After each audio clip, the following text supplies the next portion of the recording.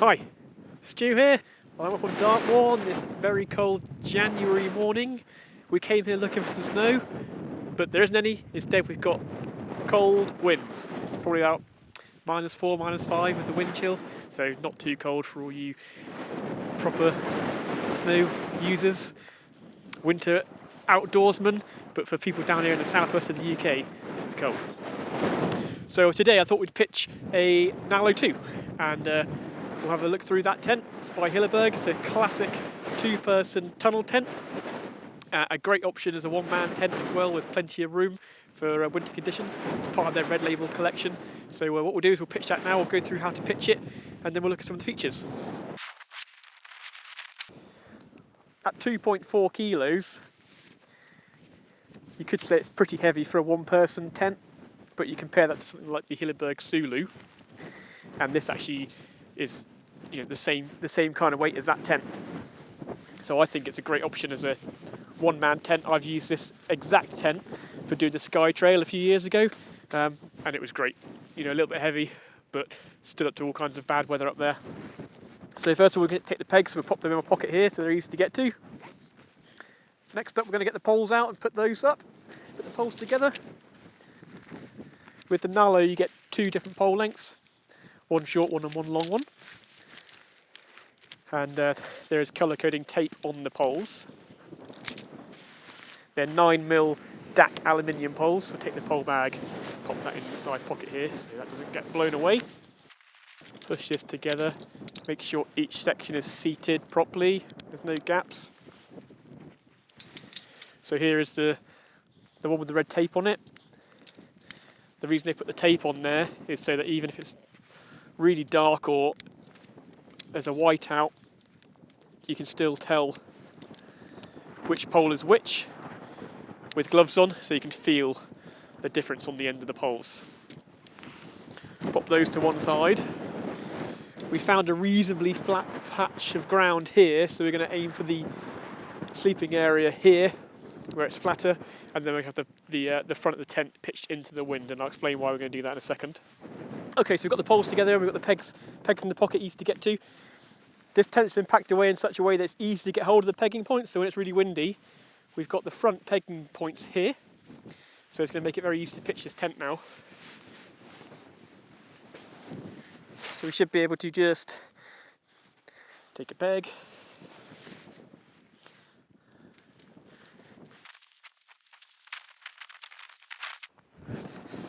so with the wind blowing the way it is, the tent's going to get blown backwards, which is ideal. It's not going to get blown anywhere. The pegs are securing to the ground. We're just going to realign this front one so it's in a better direction with the wind. And the flat spot we're looking for. It's best to get this sorted out now than when the tent's up, because the wind at ground level is a lot less blowy than it is if we've got the poles up and then start to try and readjust the thing.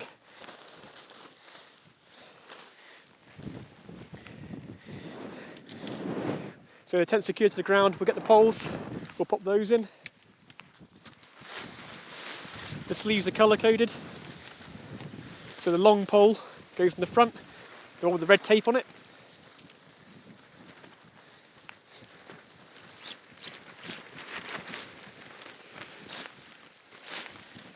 Pull the pole through until it's seated in the end cap.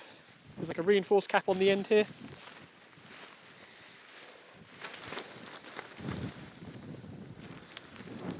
Pop it into its little plastic foot. And it's really important to make sure you pull that tensioner. Here, we're going to pull that in nice and tight. That secures the pole in place.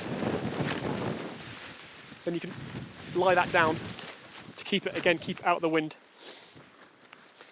Do the same with the next pole. Feed it through. I'm pulling the sleeve over the pole here until it reaches the cap, and then I'll push the pole through.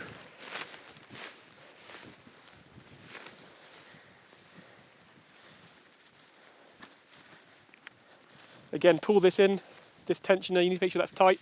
If you don't pull this in, and it's really windy, there's a chance that it could pop out. So now that's done, we can pull the back of the tent, lift it up,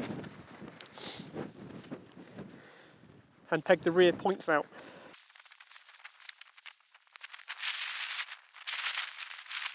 Next off, I'm going to peg the pole points in place. Now the ground is pretty hard in places here, so on the way up I picked up a rock, should be in one of these side pockets, to use as a hammer to bang these pegs into place.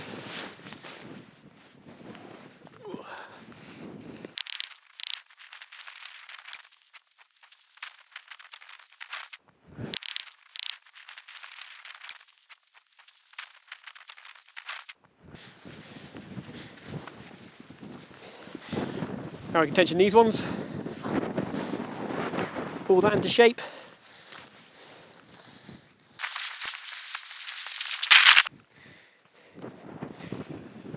Finally we'll take the guy lines out.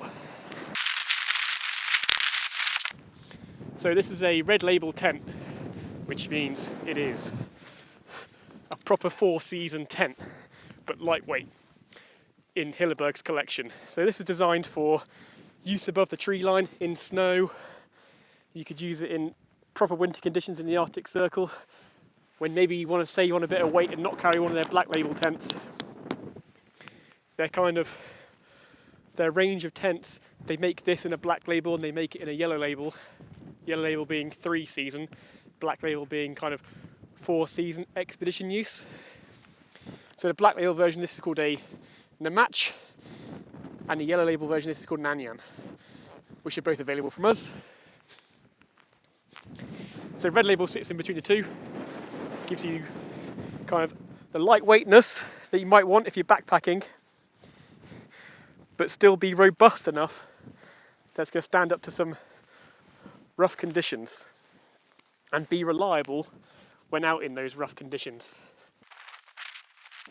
So the fabric on this is a Curl-On 1200, which is a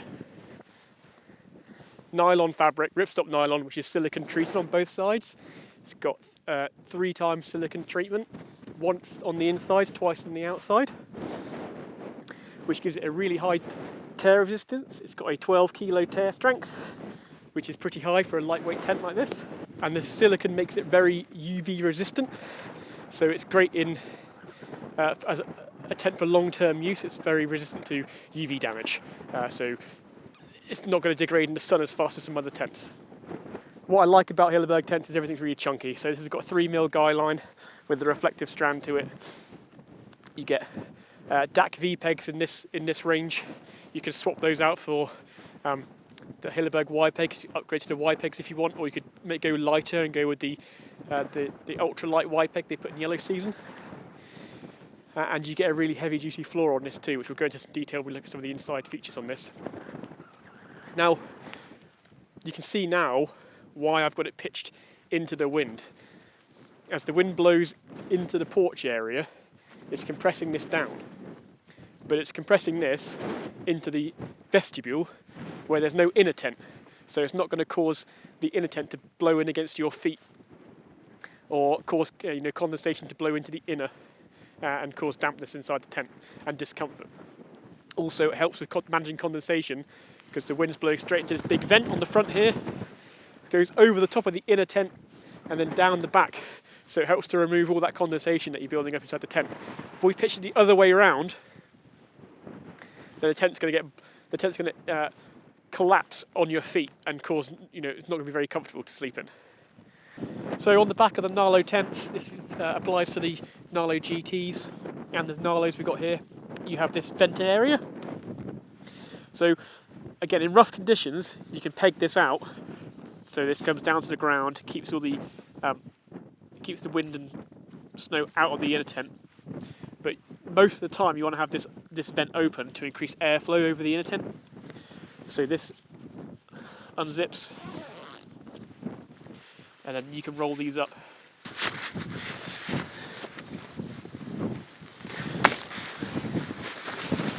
And now we've got really good airflow coming down from across the top of the inner tent and blown down through the back of the tent here, with this guying point on the back giving it some structure. And like I said, if it's really rough conditions or particularly cold, you can pull that down to the ground and peg it in instead. With all the Hilleberg guy lines, you get a cam cleat line lock. This thing here is really easy to adjust and loosen off, so you just pull it down. You want something which has got a bit of play in it, so it's not super tight. If you crank it down too tight, that's putting too much pressure into the system. So if we do that loads and there's no movement or play in this at all, we're putting loads of strain on all the stitching around here, we're putting loads of strain on the peg, we're putting loads of strain in all these joining areas, so there's no play in the tent, no movement. And the tent's designed to have a little bit of movement in the system, a little bit of give, so that, here's a good example of these poles here, they move from side to side a little bit. If we pull these really tight,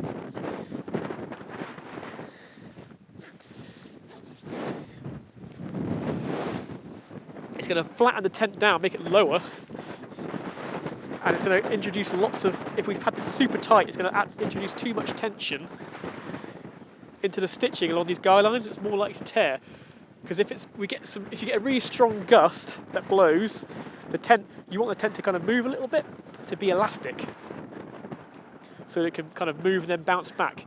Otherwise, it's going to just move and tear, and you're going to get a broken pole, or more likely, some of the guy lines are going to tear off first, and that's going to be really difficult to sort out in the field. Tunnel tents often get a bad rep for not being very good in the wind compared to a geodesic tent. I think, as you can see from this, it's pretty blowy up here, it's reasonably windy. This tent's absolutely solid, it's not moving around at all. It's barely even flapping, we're getting a fairly consistent wind. If it was gusty, you might expect it to be flapping around a little bit more.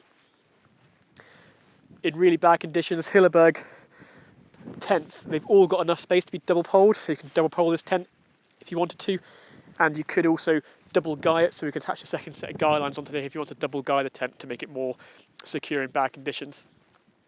The upside of a tunnel tent is they weigh less for the kind of geodesic or crossover pole versions, dome tent versions, and they're easy to pitch and take down. You could just leave the poles in here and roll it up and stick it on a pulk, which is why they're popular for kind of Arctic trips. Downside is if we're in changeable windy conditions, this is only really good pitched facing the wind. If we had the wind side on here, there's not much protection from this way. And also, if we had heavy snow, they're not as good for snow loading as a tent with poles which cross over. So if you're out in the snow seasons, when you're expecting heavy snow overnight or during the day, overnight's when you're going to be using the tent, then you want to try and get something which has got crossing poles, which is standard for snow load, better than a tunnel tent. So we'll go look at the features on the door of this tent, and it's got multiple zips for different openings. It's got 4 zippers on it, so we can open it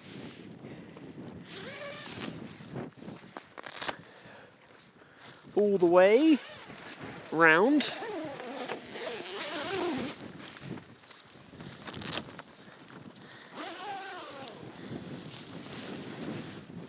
Pop that to one side.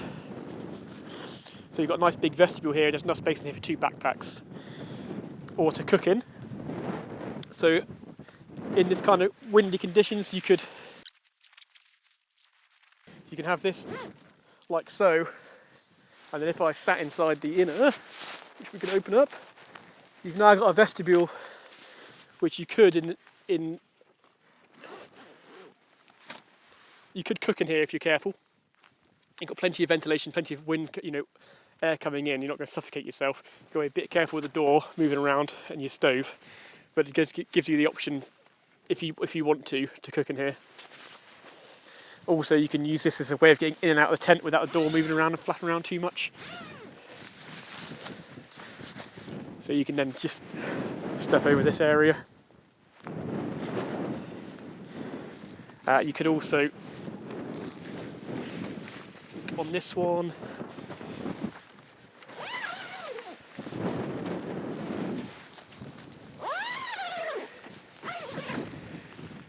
you You can just about use one of the sides as well. So you can. This does roll out the way. There's an elastic here. So this is symmetrical on both sides. You could use this side to get in and out of, or this side to get in and out of, to give your gear more protection. So you're not getting, especially if it's wet, you're not getting as much wind-blown rain blowing into the tent. Hilleberg also give you a little red tab here, which you can pass through this eyelet, one on both sides, pass through this ring, and pass through the zipper itself. If you really want to, really bad conditions, that's going to stop the zip from pulling up and opening. You can undo that from the inside. And if it's really windy, that's going to stop that from opening up completely. So now we've got the tent pitched, we'll get Sam to come over and we'll get some close-ups and we'll talk you through some of the fabrics and features of this tent.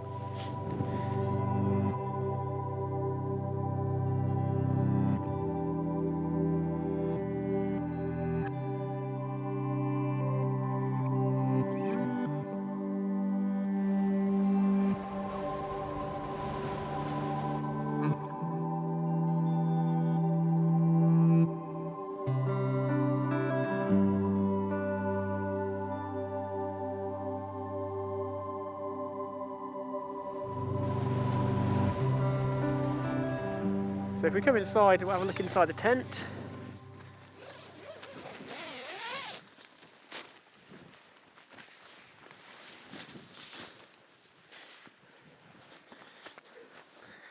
So the floor on Hilleberg's is really tough. It's a 70D nylon in the red label tent with a 15,000mm hydrostatic head. Super waterproof when you compare it to other tents, which, other lightweight tents, you're looking at kind of 5 to 8,000mm. So this is way higher. What that's going to mean is it's very durable. So even after years of use, that floor's still going to be really waterproof. If you're pitching it on very wet ground, up here on Dartmoor, for example, you might end up pitching it somewhere very wet underfoot. It's going to keep the inners, or where you sleep, is going to stay relatively dry. You can back that up with a footprint as well. So there's a footprint available for this tent, which covers the entire area, including the porch.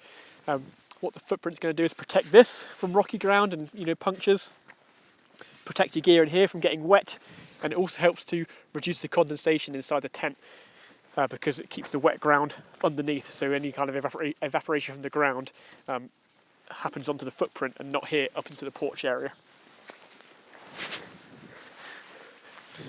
So the door into the inner is a solid mesh. Well, the entire inner is a solid nylon fabric.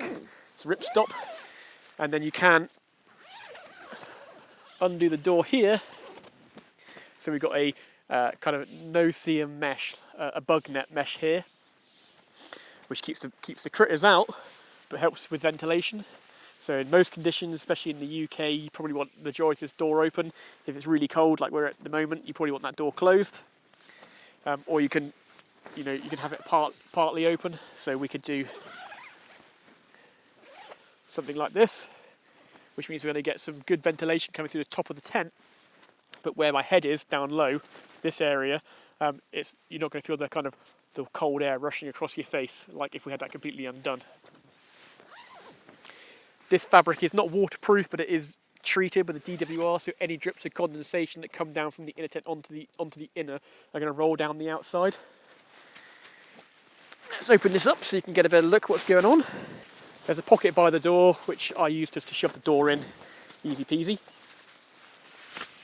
At the back of the inner, there's another vent here, which you can open or close. So again, you want this open in the UK most of the time. If it's particularly cold, you can close that off to keep your warm air inside the inner. And there's a line on top here as well, so you can hang underwear, socks and things possibly on the inside if you want to try and get some air through them to try speed up the drying process. It's massive in here, especially for one person. There's plenty of room. My feet are nowhere near touching the inner. Loads of headspace. I mean, I'm pretty short, 5'6", so, but they're designed for people who are at least 6'2", Yeah, so there's plenty of room in here. If you find that your toes are close to the end in this tent, or it's not enough foot space, that's when you might want to look at something like a match, which the back pole is the same height as the front pole, so there's not as such a slant, or possibly a chitin, which has an extra pole in it, but you get this vertical wall on both ends of the inner tent, so there's a lot more room inside the inner than even this one. So I really like this tent as a one-man option for the amount of space in here. I can get in the inner tent and I can have all my gear in here with me, so it's easy to sort. I haven't got to worry about stuff getting wet in the porch area. I haven't got to worry about reaching my bag to find stuff. I can lay it all out on the inner tent and be really organised, and the only stuff that happens in the porch area is cooking, and it's where my boots live. That is the Hilleberg Nallo 2 tent.